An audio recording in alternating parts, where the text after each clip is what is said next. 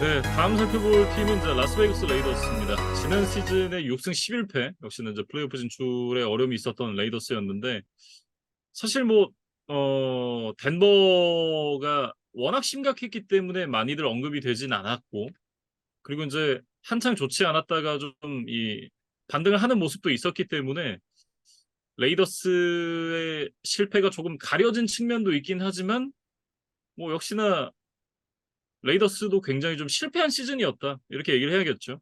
음.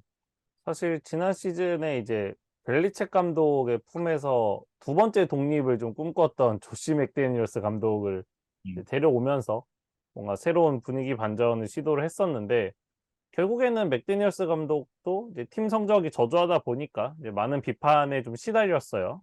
음, 그리고 지금 이번 시즌을 앞두고 뭐 현재서는 뭐 늘 나오는 이제 단골 레퍼토리 중에 하나인데, 누가 시즌 중에 가장 먼저 경질을 당할 거냐, 뭐 이런 음, 거에 대한 나름의 뭐 추측, 뭐 예측하는 기사들이 많이 나오거든요. 근데 네. 이제 뭐 몇몇 감독들의 이름이 언급이 되는데, 그중에 좀 빠지지 않고 나오는 인물이 바로 이 조시 맥데니얼스더라고요.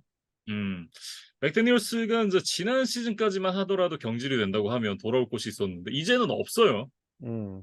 뭐 그렇죠. 이제 패트리어츠도 이제 오펜시브 코디네이터를 또 새로 영입을 했다 보니까 음. 뭐 시즌 중에 경질이 된다고 했을 때 뭐 자리를 찾기 그렇게 쉽지는 않을 수 있다. 예, 그래서 맥데니얼스도 쪼끔 더 배수의 진을 치고 이번 시즌을 임해야 될 것 같고, 음.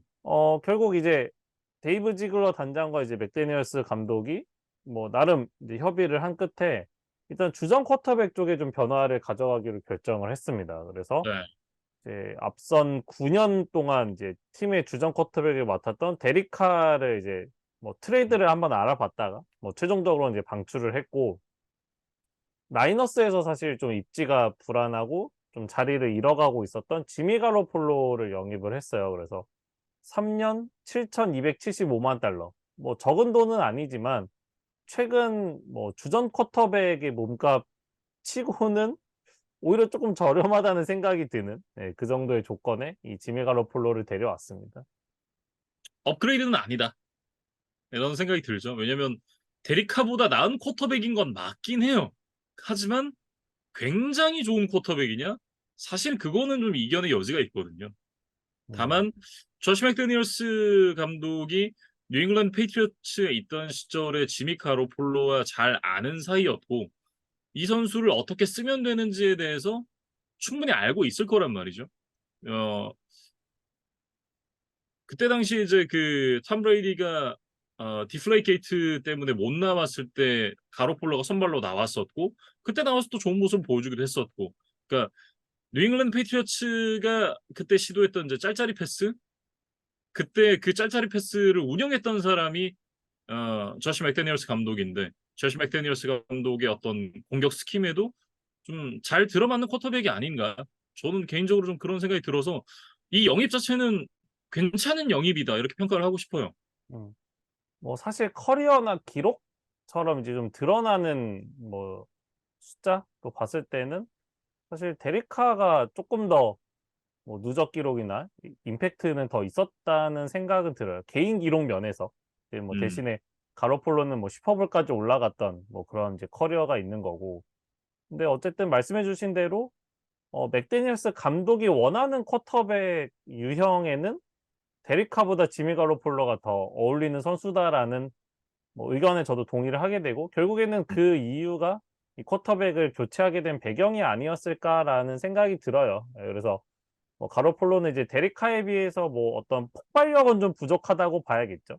근데 이제 뭐 쪼끔 더 안정적인 게임 매니저 역할을 해줄 수 있는 유형의 선수다라고 저는 좀 뭐 평가를 하고 싶고, 이제 기사들을 좀 살펴보니까 어쨌든 맥데니얼스 감독이 원하는 뭐 상대 수비를 좀 읽는 것, 그다음에 이제 존 커버리지 수비를 상대로 더 공략을 잘 해낼 수 있는 쿼터백, 그리고 이제 패스를 던져야 하는 타이밍을 놓치지 않는 것에 대해서 늘 강조를 하는데, 데릭 카는 사실 쪼끔 이제 공을 끄는 그런 경향들이 있다 보니까 이제 그런 부분들에서는 이제 가로폴러가 쪼끔 더 뭐 간결하게 이제 볼을 처리하는 쿼터백이잖아요. 예, 그래서 아마 음. 그런 부분들이 좀 뭐 가로폴로를 더 높게 칠 수밖에 없었던 뭐 이유였던 것 같습니다.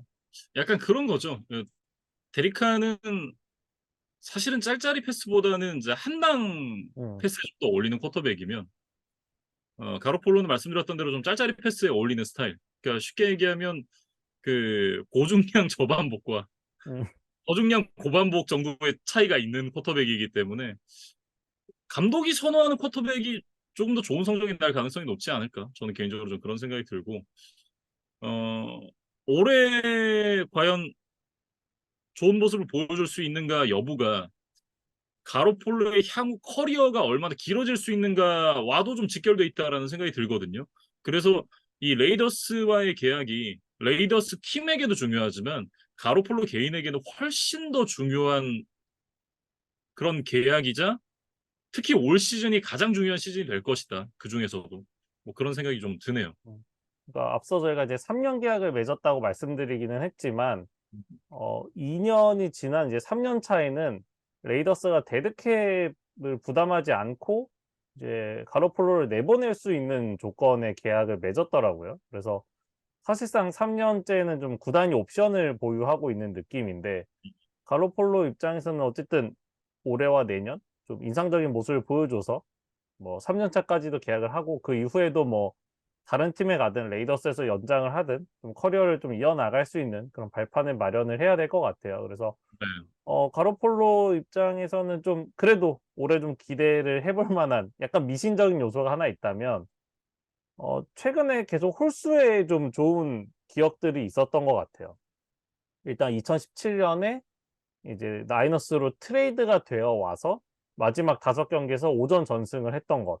이것 자체가 굉장히 뭐 가로폴로의 커리어의 좀 전환점이 됐던 순간이었죠. 이제 그러면서 대형 연장 계약도 따냈던 것으로 기억이 되고 2019 년에는 이제 커리어에서 유일하게 정규리그 전 경기 선발 출전을 했고 또 슈퍼볼까지 진출하는 이제 개인 커리어상 가장 뛰어난 성적과 퍼포먼스를 보여줬던 또 한 해로 기억이 됩니다. 그리고 2021 시즌에도 컨퍼런스 챔피언십까지 어쨌든 팀과 함께 가면서 나름 인상적인 모습을 보여줬었거든요. 그래서 올해도 2023 시즌 이제 홀수해가 됐잖아요. 그래서 유니폼을 바꿔 입기는 했지만 그 홀수의 징크스가 좀 이어질지 한번 지켜보겠습니다.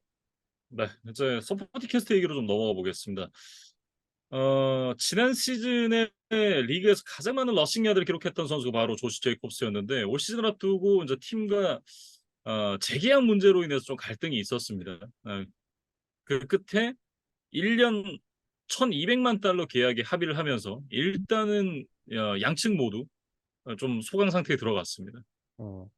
그러니까 당초 이제 제이콥스가 프랜차이즈 태그를 이제 거부를 하면서 뭔가 장기 계약에 대한 의지를 계속해서 밝혔는데 음. 프랜차이즈 태그 금액이 1년 1,090만 달러였다고 해요.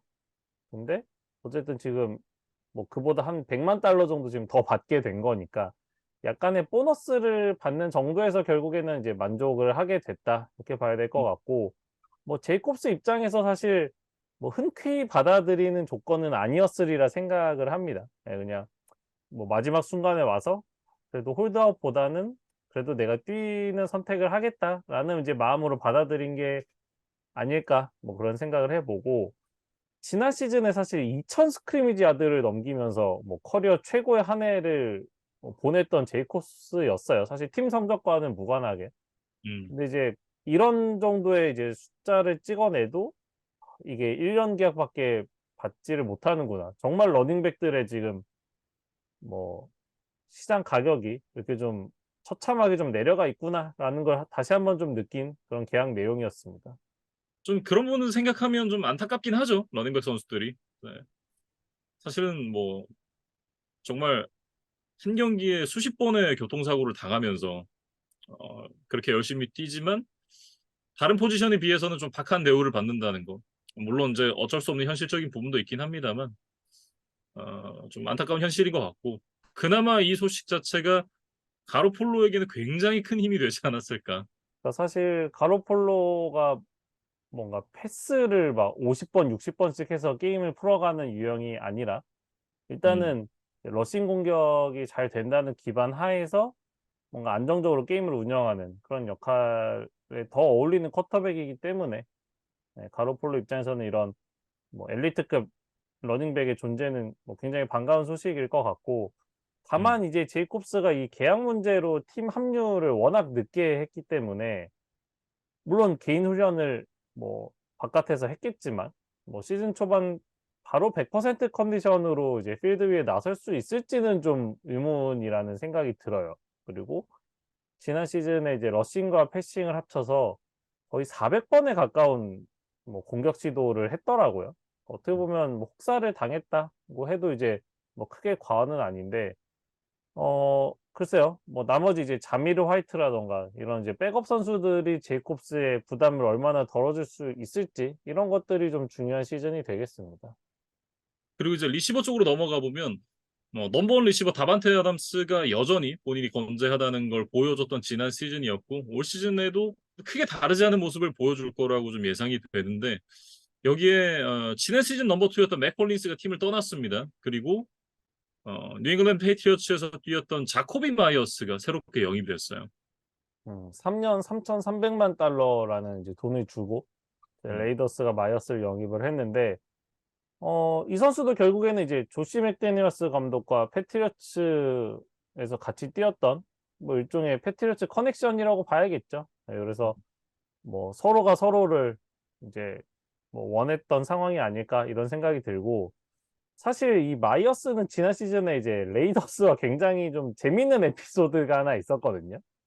그래서 마이어스가 이 레이더스 유니폼 입게 됐다고 했을 때 또 굉장히 좀 재밌는 기억이 하나 떠올라서 또 팬들께 좀 한번 소개를 드리고 싶었습니다.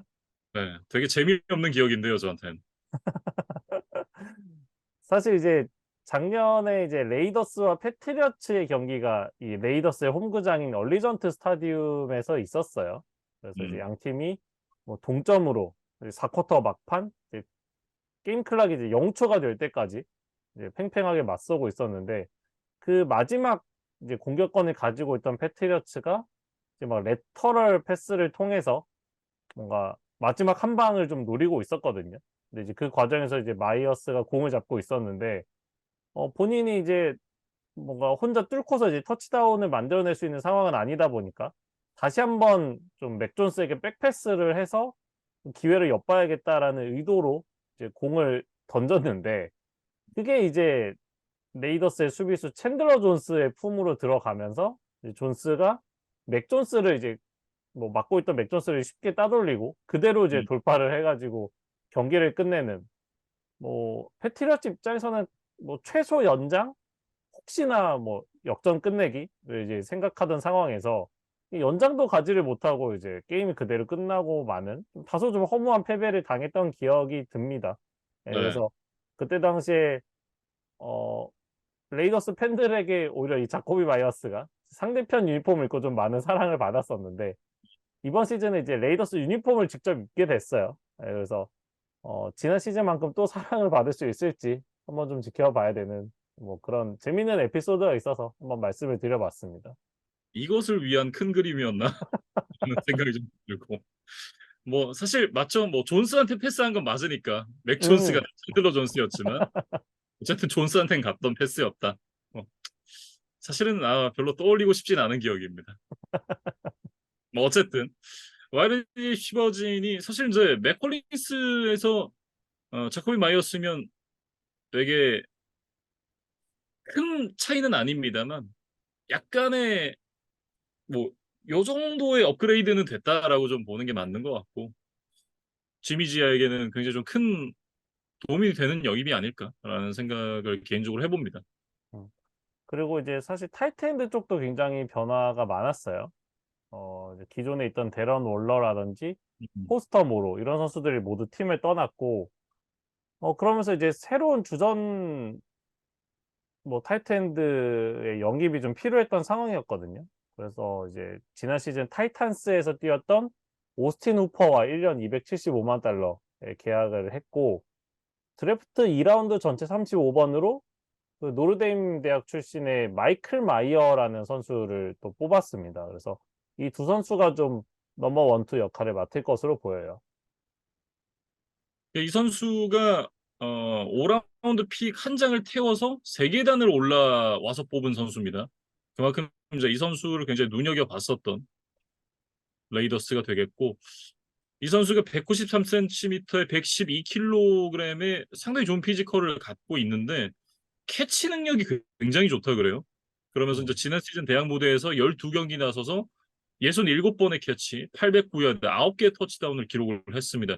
엔드존에서 이 정도의 생산력을 올 시즌 루키로서 보여줄 수 있다라고 하면 이 선수는 또 제2의 트래비스 켈시라든지 뭐 조지 키틀 이런 선수로 또 거듭날 수 있지 않을까라는 생각도 좀 들고요.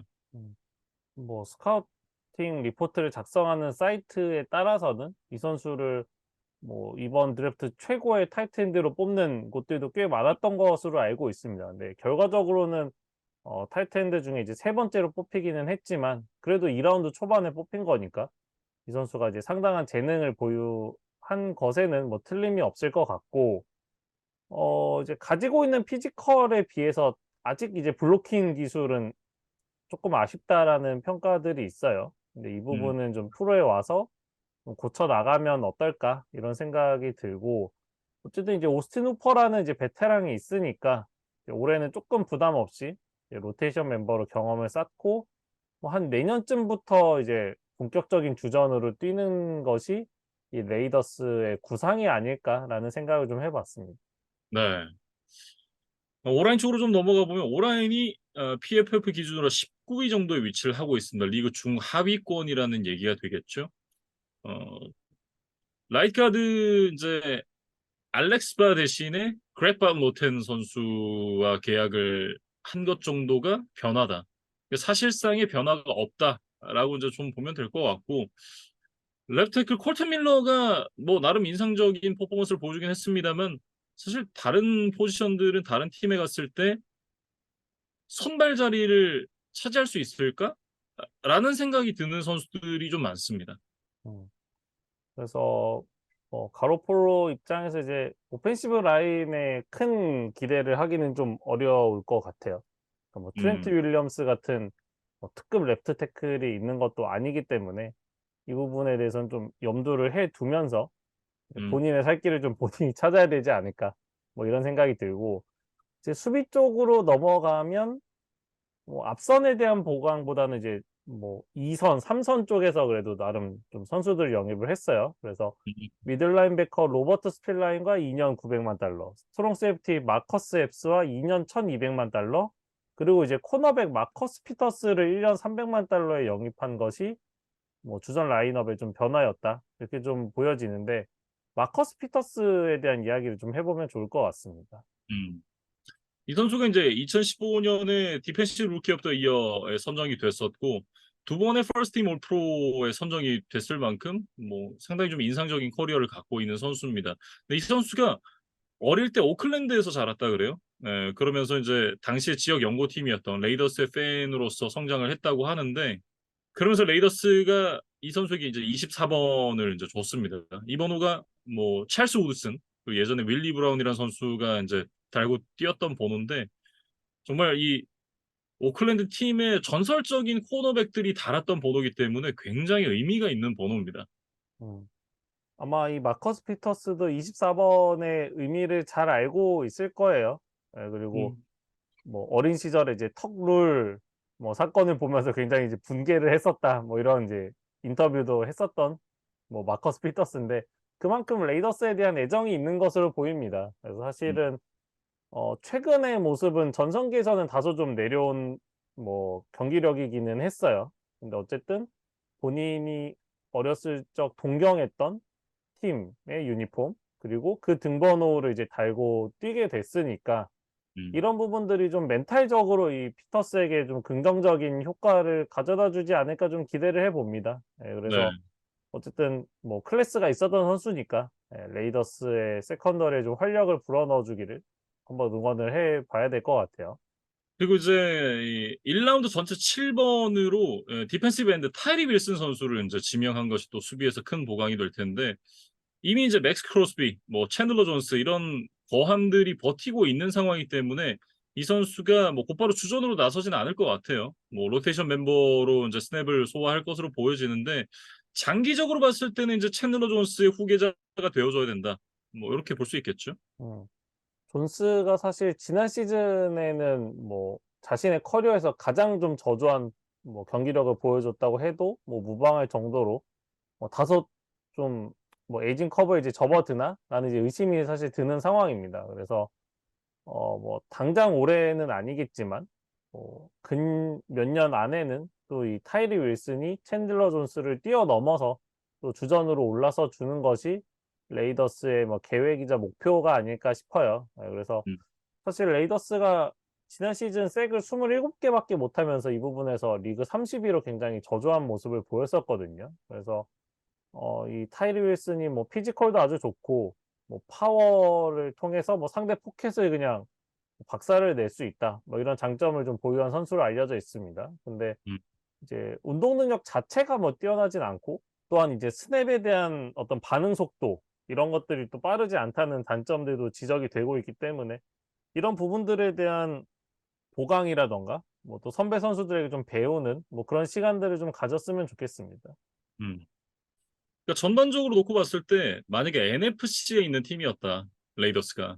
그러면 '그래 뭐 와일드카드 정도는 따내지 않을까?'라는 그런 예측을 했을 것 같은데 여기는 AFC잖아요. 어림도 없죠. 음. 그리고 AFC 웨스트이기 때문에 이제 더 쉽지 않아 보이는 것이 사실입니다. 그래서 레이더스 입장에서는 이제 초반 스케줄을 어떻게 소화하느냐가 좀 중요하지 않을까 싶어요. 사실 모든 팀에게 그렇지만. 그래서 음. 브론코스 원정, 빌스 원정, 스틸러스와의 홈 경기, LA 차저스와의 원정 경기로 이어지는 첫 4 경기 스케줄이거든요. 뭐 사실 굉장히 만만치 않죠. 원정 네. 경기도 많고. 이제 그러다 보니까 여기서 만약에 한 2승 정도를 거두면서 뭐 어떤 초반 뭐 경쟁에서 뒤처지지 않을 수 있다면 뭐 시즌 중후반 가면서 팀의 전력이 뭐 더 가다듬어지고 올라가는 걸 한번 기대를 해볼 수 있을 것 같은데 음. 만약에 초반에 좀 잘 풀리지 않는다면 결국 또 맥데니얼스 감독의 어떤 자리 보전에 대한 뉴스들 이런 것들이 계속 나오면서 '팀이 좀 흔들릴 수도 있겠다.' 이런 우려도 좀 동시에 드는 그런 레이더스의 스케줄이었습니다. 네, 이렇게 라스베이거스 레이더스에 대해서 얘기를 해 봤습니다.